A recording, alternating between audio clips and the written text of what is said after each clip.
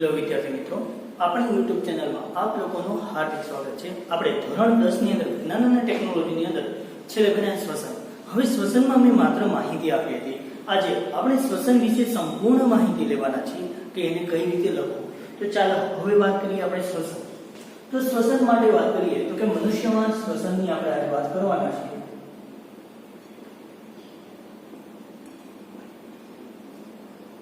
નો topic છે કે મનુષ્યમાં શ્વસન। હવે વાત કરીએ મનુષ્યની અંદર શ્વસનની, તો જોઈએ ચાલો વિદ્યાર્થી મિત્રો। તો સૌપ્રથમ શ્વસન અંગો જો લખવા પડે તો કે મનુષ્યના શ્વસન અંગો, મનુષ્યના શ્વસન અંગો માં વાત કરીએ તો પહેલું બાહ્ય નાસિકા છિદ્ર,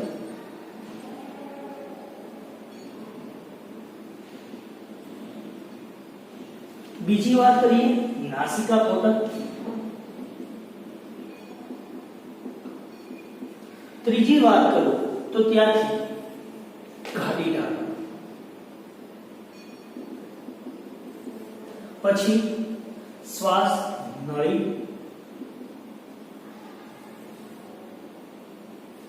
પછી એની પછી આગળ જોઈએ તો શ્વાસ વાહિકાઓ એ બે રૂપાંતર પામે છે। શ્વાસ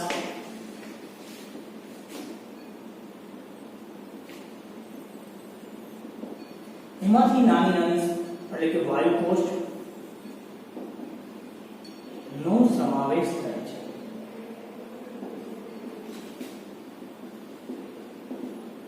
વાયુકોષ કેમાં આવેલા છે તો કે ફેફસા, એટલે કે શ્વસન માટેનો સૌથી મહત્વનો ભાગ ફેફસા છે, એની અંદરનો ભાગ છે તે છે વાયુકોષ। ચાલો વિદ્યાર્થી મિત્રો એક પછી એક છે આપણે લેતા જઈએ। તો પહેલી વાત કરીએ અહીંયા શ્વસન અંગોમાં બાહ્ય નાસિકા છિદ્ર।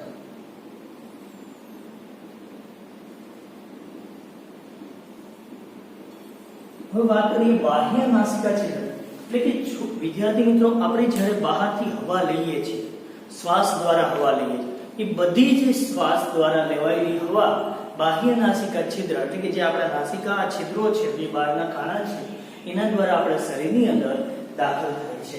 તો કે બહારની હવા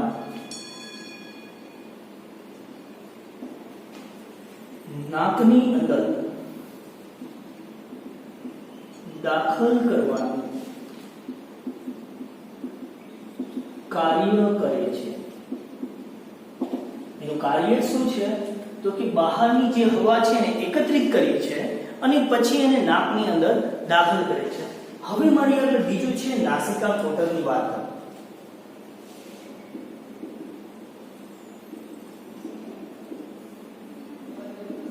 નાસિકા કોટરની વાત કરીએ તો નાસિકા કોટરની અંદર હવે શું આવેલું છે તો કે નાસિકા કોટરમાં બહારથી આવેલી હવા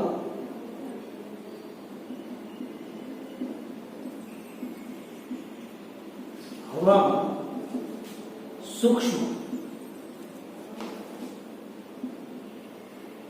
રજકણો તથા બેક્ટેરિયા આવેલા હોય છે।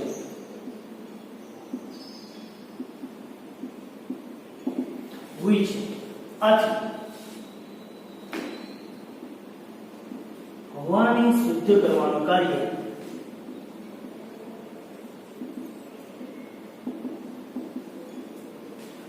નાસિકા કોટરમાં થાય છે। ક્યાં થાય? નાસિકા કોટરની અંદર છે હવા શુદ્ધ થવાનું કાર્ય કરે, પણ પ્રશ્ન એમ છે કે કઈ રીતે શુદ્ધ કરે છે।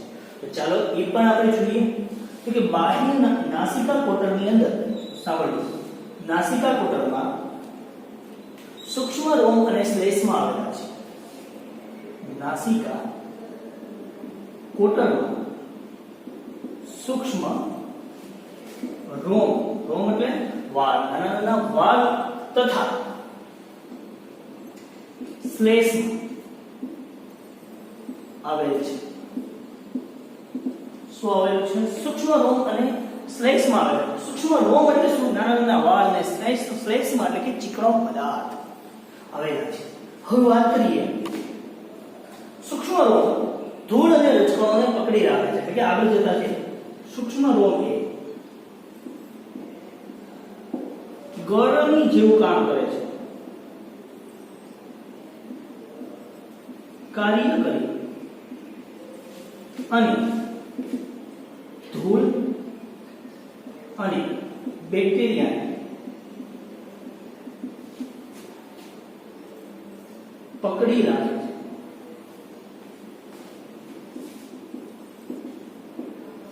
જે હવે જે બેક્ટેરિયા અને ધૂળ રહે તે શ્લેષ્મા જેવા ચીકણા પદાર્થ તે શ્લેષ્મા કેમાં તો કે શ્લેષ્મામાં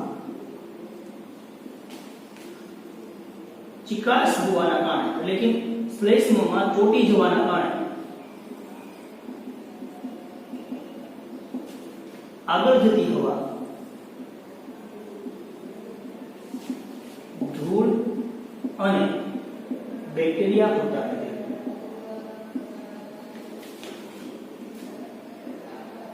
ખ્યાલ આવ્યો? તો કે ધૂળ અને બેક્ટેરિયા છે એ ક્યાં જાય તો કે જે નાકના જે સૂક્ષ્મ રોમ છે કે જે નાસિકા કોટરમાં આવે એ શું કરે એને ચોંટાડી દે. હવે એને ત્યાંથી પકડેલા રહે એટલે ત્યાં તો શું છે તમને કીધું એમ શ્લેષ્મા ચીકણો પદાર્થ આ ધૂળ અને સૂક્ષ્મ રોમ જે રજકણો છે બેક્ટેરિયા છે એ બધાને ત્યાં ચોંટાડી દે છે એટલે ત્યાં ને ત્યાં રાખે. હવે જો હવા ક્યાંય એ કેવી થાય તો કે શુદ્ધ હવા મળશે, એમાં બેક્ટેરિયા અને ધૂળ હશે નહીં. ત્યાંથી હવે હવા ક્યાં આવે છે?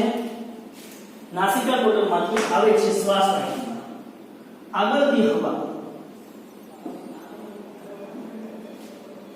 શ્વાસ વાહિનીમાં દાખલ થાય છે. બરાબર છે? હવે શ્વાસ વાહિનીના ઉપરના ભાગ ઉપર જો શ્વાસ વાહિનીનો ઉપરનો ભાગ એટલે કે અહીંયા સ્વર કંઠનળી આવેલી છે.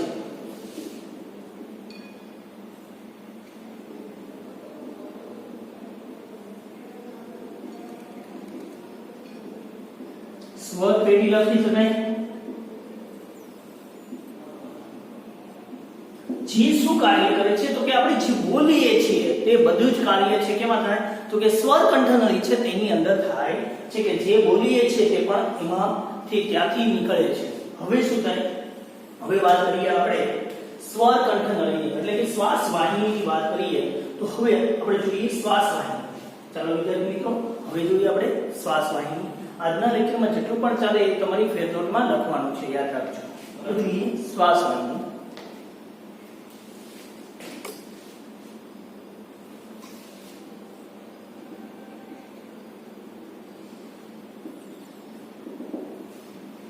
બરાબર? અથવા શ્વાસ નળી આપણે એને કહી શકીએ, શ્વાસ નળી પણ કહી શકીએ છીએ. ચાલો એની વાત કરીએ. શ્વાસ નળી એ સી આકારની કડીઓની બનેલી હોય છે. યાદ રાખજો વિદ્યાર્થી મિત્રો કે શ્વાસ નળી એ સી આકારની કાસ્ટિંગ કડીઓની બનેલી હોય છે. કેવી હોય છે તો કે સી આકારની કાસ્ટિંગની કડીઓની છે એ બનેલી હોય છે, જેથી કરીને તેનું સંકોચન થતું નથી. ખ્યાલ આવ્યો? કે સી આકારની કાસ્ટિંગની કડીઓની બનેલી છે, આ કારણોસર તેનું સંકોચન થઈ શકતું નથી. હવે આગળ જોઈએ કે હવે પ્રશ્ન એવો થાય કે આપણે ખોરાક ગળીએ તો અહીંયા પ્રશ્ન જો આ અન્નનળી છે. બરાબર? એની બાજુમાં જ શ્વાસ વાહિની એટલે કે સ્વર નળી છે એ આ રીતે જાય છે. બરાબર? તો હવે આ બે છે એનો આટલો ભાગ કેવો છે? એકદમ ખુલ્લો છે. એ ઉપરના ભાગની અંદર બને કેવા છે? એકદમ ખુલ્લા છે. તો પ્રશ્ન એવો થાય કે આપણે ખોરાક ગળીએ તો ખોરાક છે એ શ્વાસ વાહિનીમાં ન વયો જાય? હા જાય, પરંતુ એનું સોલ્યુશન કોણ કરે છે? ઘાટી ઢાંકણ કરે છે. શું કીધું કે સ્વર કંઠનળીની ઉપર ઘાટી ઢાંકણ આવેલું હોય છે. એ ઘાટી ઢાંકણ છે શું કરે છે તો કે ખોરાકને અંદર જતું રોકે છે. એટલે કે જ્યારે પણ આપણે ખોરાકને ગળવાની ક્રિયા કરીએ છીએ અને અહીંયા સી આકારનું કાસ્ટ એ જે ઘાટી ઢાંકણ છે એની પર ઢકાઈ જાય છે અને જેના કારણોસર છે ખોરાક એમાં દાખલ થઈ શકતો નથી. ચાલો લખીએ અહીંયા કે ખોરાકને જ્યારે દાખલ કરવામાં આવે છે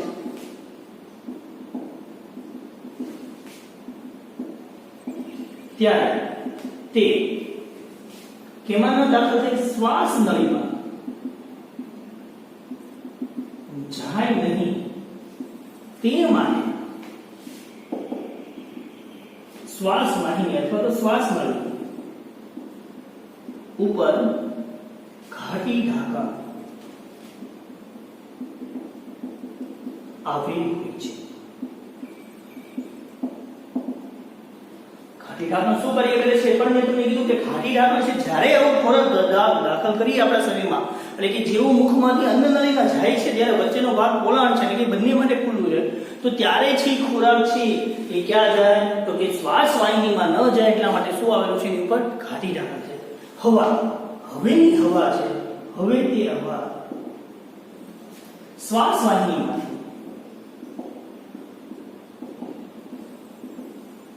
શ્વાસ વાહિકાઓ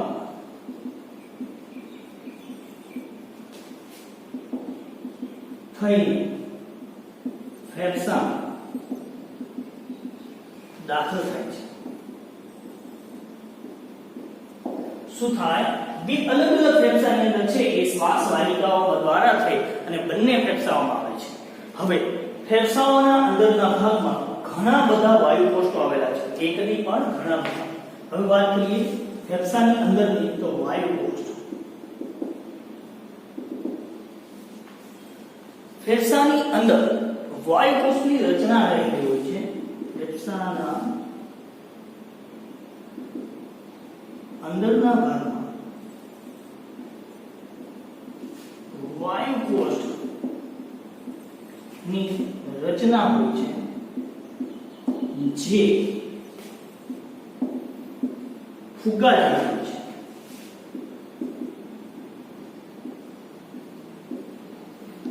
એ કેવું છે? તો કે ફુગ્ગા જેવું છે, જેના કારણોસર તમે જેવી હવા ભરાય એટલે આખો ફૂલે છે.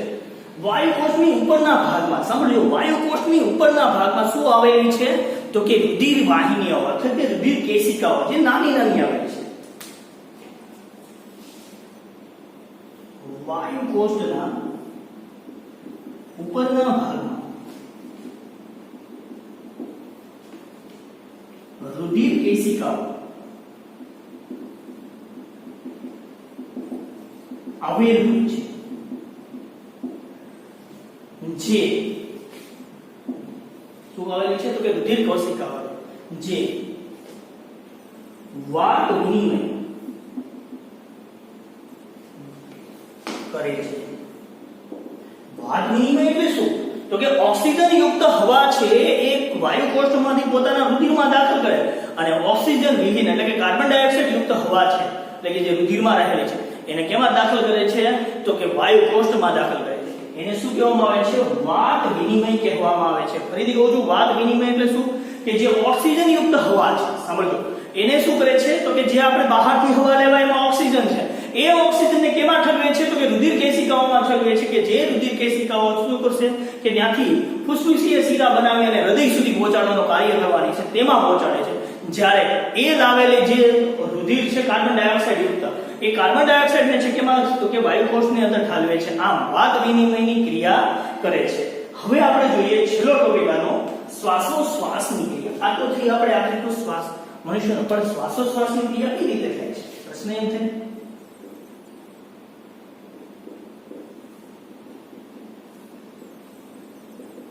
હવે આપણે જોઈએ તો કે શ્વાસોશ્વાસની ક્રિયા છે આપણે કઈ રીતે કરીએ છીએ તે કે જ્યારે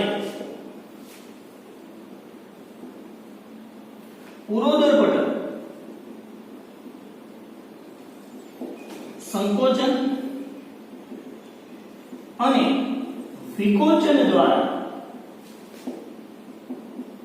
શ્વાસોશ્વાસની ક્રિયા થાય છે. કોના દ્વારા? ઉરોદર પટલ છે જે આપણે બને ઉદર અને ઉરસની વચ્ચે, ઉરસ એટલે છાતી, બંનેની વચ્ચે જે ઉરોદર પટલ આવે છે એના દ્વારા શું થાય છે? તો કે શ્વાસોશ્વાસની કે કઈ રીતે પ્રશ્ન થાય? તો કે જ્યારે ઉરોદર પટલનું સંકોચન થાય એટલે કે જ્યારે સંકોચન પામે છે ત્યારે નીચે તરફ ખેંચાય એટલે ઉરસ એટલે કે છાતીના ભાગમાં પોલાણ વધે અને એ પોલાણ થવાથી બહારની હવા અંદર દાખલ થશે. જો છાતીના ભાગમાં જેવું પોલાણ થશે એટલે શું થશે? એમાં જે પોલાણ થવાના કારણે બહારની હવા છે અંદર દાખલ થાય અને જ્યારે વિકોચન થાય એટલે એ ઉપરની તરફ જેવું આવે છે ત્યારે શું થશે અંદરની હવા બહાર નીકળે. આમ શ્વાસોશ્વાસની ક્રિયાનું નિયમન કોણ કરે તો પ્રશ્ન એવો થાય તો કે ઉરોદર પટલ કહે છે. એ શ્વાસોશ્વાસની ક્રિયાનું નિયમન છે ઉરોદર પટલ કરે છે. જો વિદ્યાર્થી મિત્રો તમને આ વિડીયો ગમ્યો હોય તો લાઈક કરો, શેર કરો અને જો તમારે કોઈ પણ પ્રશ્ન હોય તો તેને કોમેન્ટ બોક્સમાં દર્શાવો. અને બીજું કે આજે જેટલું પણ ચાલ્યું છે એ તમારી ફેર નોટમાં